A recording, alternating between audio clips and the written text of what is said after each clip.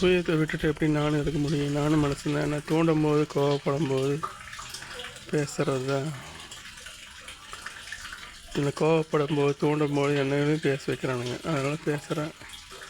மற்றபடி நானும் மனுஷன் தான், நானும் நல்லவன் தான். எனக்கு மட்டும் எதுவும் இல்லை. உண்மையாக காதல்னா எல்லாத்தையும் நான் விட்டு கொடுக்குறேன்.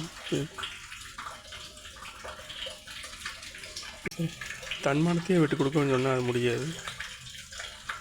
எல்லாத்துக்கும் எப்படி இருக்குதோ அதே மாதிரி தான் இருக்கு. ஆனால் அதுக்கும் ஈகோ பார்க்கக்கூடாது.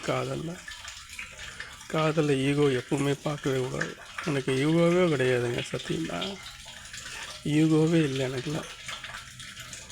எவ்வளோ லவ்னு சொல்லவே முடியாது. இந்த உலகத்தை விட பெரிய லவ் உன் மேலே இருக்கிற காதல். உண்மையான காதல் பரிபூர்ணமானது, புனிதமானது. அப்பேற்பட்ட லவ்வை எவ்வளோ ஈகோ வெறும் புரிச்சிக்காமல் வேகமாக போகிறனாலலாம் காதல் வந்து புரியாது. அப்பேற்பட்ட லவ்வை என் மேலே எப்படி சொல்கிறேன்னு தெரியல. நீங்கள் விட்டு போகிற நேரத்தில் நான் எப்படி நினச்சி ஃபீல் பண்ணுவேன். ஃபீலிங்காக இருக்குது. அவ்வளோ பெரிய லவ் உங்கள் மேலே வச்ச லவ்.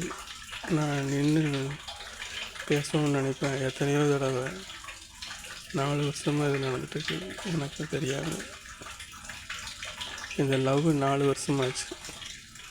1 2 3 4 வருஷம் இருக்குது.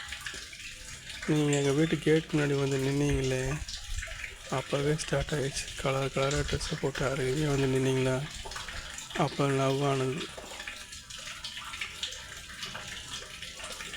நீங்கள் முதல் பார்த்தீங்களே, நீங்கள் போன ஜென்மத்தில் முன்கரையில் பார்த்த மாதிரி ஒரு ஃபீல், எந்த ஜென்மத்தில் பார்த்த மாதிரியே ஒரு ஃபீலு.